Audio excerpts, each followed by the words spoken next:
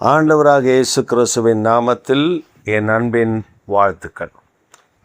இந்த காலை வேளையில் நம்முடைய தியானத்திற்காக நாம் தெரிந்து கொள்கிற வேத வசனம் யோவேல் தீர்க்கதரிசன புஸ்தகம் 2ஆம் அதிகாரம் 19ஆம் வசனத்தினுடைய மத்திய பகுதியிலிருந்து. உங்களுக்கு தானியத்தையும் திராட்சரசத்தையும் எண்ணெயும் கொடுத்தேன், நீங்கள் அதனால் திருப்தி ஆவீர்கள். உங்களுக்கு தானியத்தையும் எண்ணெயையும் திராட்சரசத்தையும் கொடுத்தேன், அதனால் நீங்கள் திருப்தி ஆவீர்கள். ஆண்டவர் யோவேலுக்கு மறுமொழியாக, யோவேலிடத்தில் ஆண்டவர் பேசும் பொழுது இடைபடும் பொழுது ஒரு மறுமொழியை கற்றுத் தருகிறார். உன் ஆகாரத்தை, அதாவது உன்னை புரட்சாதிகளுக்குள்ளே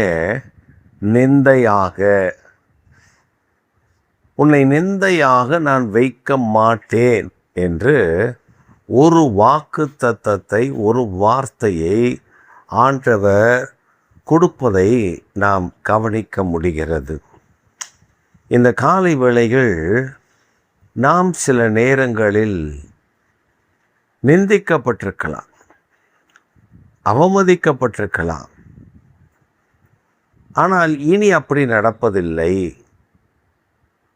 நம்மை புறஜாதிகளுக்குள்ளே, ரட்சிக்கப்படாத ஜனங்களுக்குள்ளே மற்றவர்கள் நம்மை நிந்திக்கிற நிந்தையை நாம் காண முடியும், நாம் அனுபவித்திருப்போம்.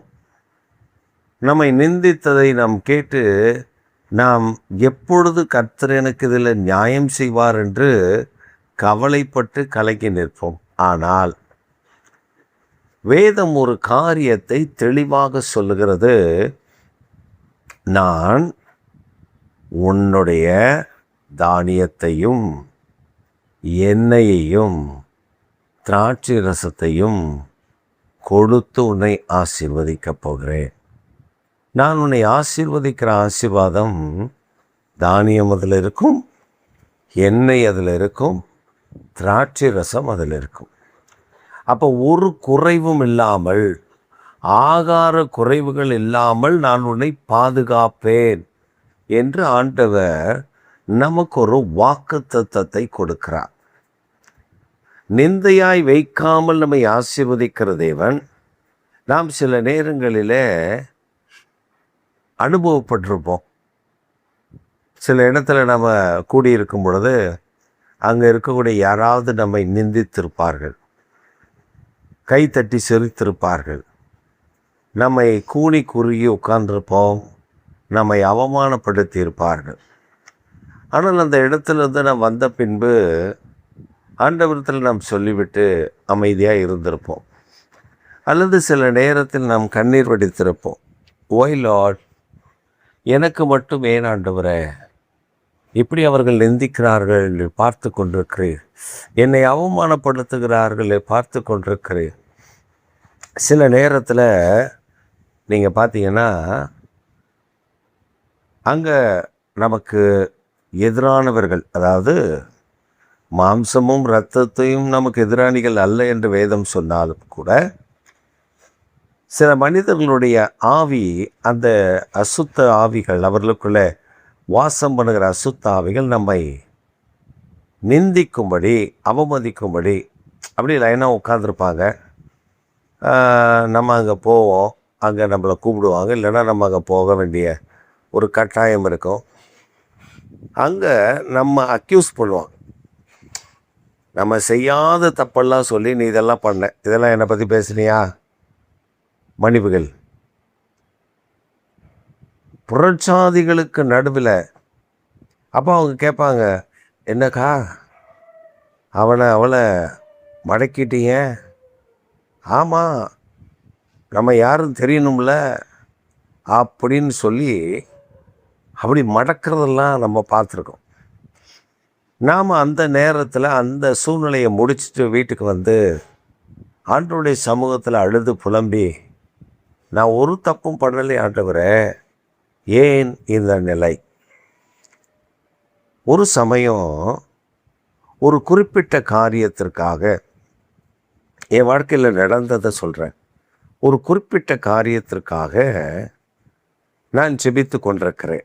ஒரு காரியத்தில் எனக்கு ஒரு நன்மை வேண்டும் என்று நான் ஜெபித்து கொண்டிருக்கிறேன். அதற்கு ஒரு சீனியர் போதகர் என்று அழைக்கப்படுகிற ஒருவர், அவர் எனக்கு ஃபோன் பண்ணி, தம்பி நீங்கள் இதுக்கு ரெமெடி எல்லாம் ஒன்றும் இல்லை. அதில் ஒரே ஒரு விஷயம் என்னென்னா, அந்த சீனியர் போதகர் பாஸ்டர் என்று அழைக்கப்படுகிற அந்த நபர் ஒரே ஒரு கையெழுத்து போட்டால், ஒரு லெட்டரில் ஒரு கையெழுத்து போட்டு அவர் அனுப்பினால் எனக்கு கிடைக்க வேண்டிய நன்மைகள், எனக்கு கிடைக்க வேண்டிய அந்த ஆசீர்வாதங்கள் எனக்கு வரும். ஆனால் அவர் என்ன சொல்கிறாருன்னா, தம்பி நீங்கள் நினைக்கிற மாதிரி அதெல்லாம் செய்ய முடியாது. நீங்கள் என்ன பண்ணுங்கள், அந்த இவரை விட டாப்பில் இருக்கக்கூடிய அவரை போய் நீங்கள் பாருங்கள். அவர் வீட்டு வாசலில் உட்காந்துக்கோங்க. அவர் எப்போ வராரோ அவர்கிட்ட கெஞ்சி கூத்தாடி ஒரு லெட்டரை வாங்கிட்டு வந்துடுங்க. சரி, அப்படி இல்லைன்னா இன்னொன்று பண்ணுங்கள். நான் ஒரு மனிதனை சொல்கிறேன், அந்த மனிதன்கிட்ட போய், ஐயா நான் ரொம்ப கஷ்டப்படுறேன், நீங்கள் தான் எனக்கு வாழ்வில் விளக்கேற்றணும் அப்படின்னு அவர் காலில் விடுங்க. யார் சொல்கிறது? ஒரு சீனியர் பாஸ்டர் என்று சொல்லுகிற ஒரு நபர் சொல்லுகிற. நீங்கள் போய் அவர் காலில் கையில் விழுந்து அவர்கிட்ட ஒப்புரவாகி, நான் சொன்னேன், அவருக்கு எனக்கு ஒரு பிரச்சனையுமே இல்லையா பாஸ்டர், நான் எதுக்கு அவர்கிட்ட போனோம்? அவர் என்னை விட சீனியரும் கிடையாது. சரி, அப்படியே நான் தப்பு பண்ணியிருந்தா நான் அவர்கிட்ட போய் கேட்குறதுல தப்பு இல்லை. எனக்கு அவருக்கு சம்மந்தம் இல்லையே. ஏன் அப்படின்னா, அதெல்லாம் தெரியாதுப்பா, அப்படி ஒரு காரியம் இருக்குது, நீ போய் மன்னிப்பு கேட்டால் அவங்க இறங்கினார். அதாவது நீ மன்னிப்பு கேட்டும் அவங்க உனக்கு என்ன பண்ணணும்? இறங்கணும். இறங்கிட்டா உனக்கு அந்த காரியத்தை வாய்க்க பண்ணிடலாம். இது என் மனதை ரொம்ப வேதனைப்படுத்திடுச்சு.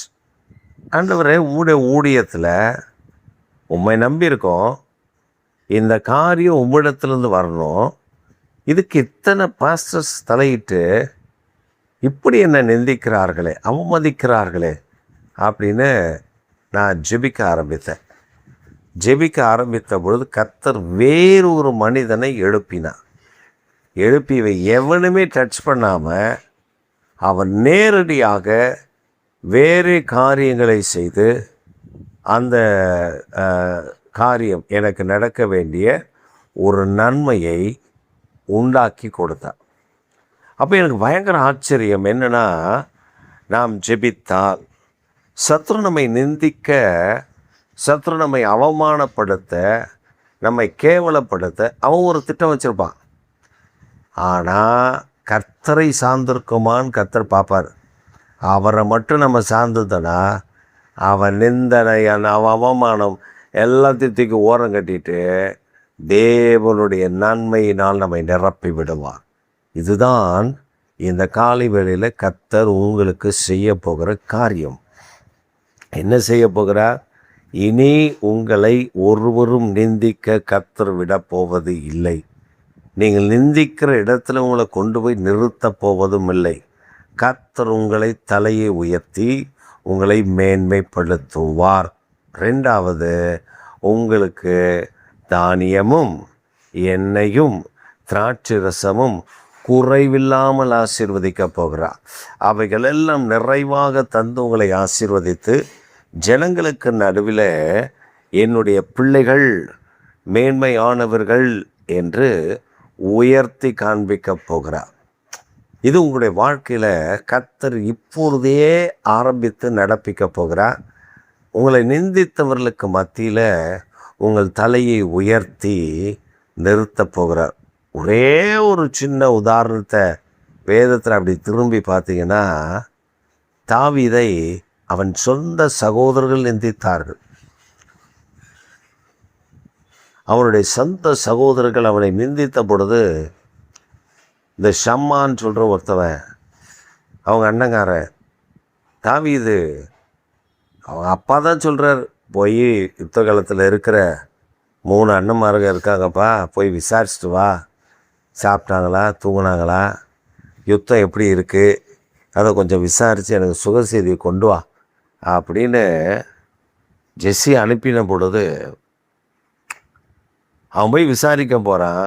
அப்போ அவங்க அண்ணன் சொல்கிறான், என்ன திமிருடா, ஆட்டை என்னடா பண்ண, இவன் யுத்த களத்துக்கு வந்திருக்கான், இந்த 3 பயபிள்ளைகளும் யுத்த களத்தில் நிற்கிறாங்க, அவனுக்கு தாவீதை பார்த்த உடனே என்னமெல்லாம் ஆட்டை என்னடா பண்ண, ஐயோ ஆடு பத்திரமா இருக்கா, எங்கடா விட்டு வந்த, வேலைக்காரன் ஏதாவது விரட்டி விட்டுற போகிறேன்டா, கிருங்க கொண்டு போயிட போதுடா, இவெல்லாம் தூக்கிட்டு போயிட போகிறேன்டா, இந்த கொஞ்சம் ஆடுதான்டா, இதை வச்சு தானே நம்ம பொழப்பு நடத்தணும் அப்படின்னு அந்த ஆட்டு மேலே தான் இருக்கானே தவிர அங்கே யுத்தத்தை பற்றின செய்தியை இவனுக்கு சொல்லவே இல்லை.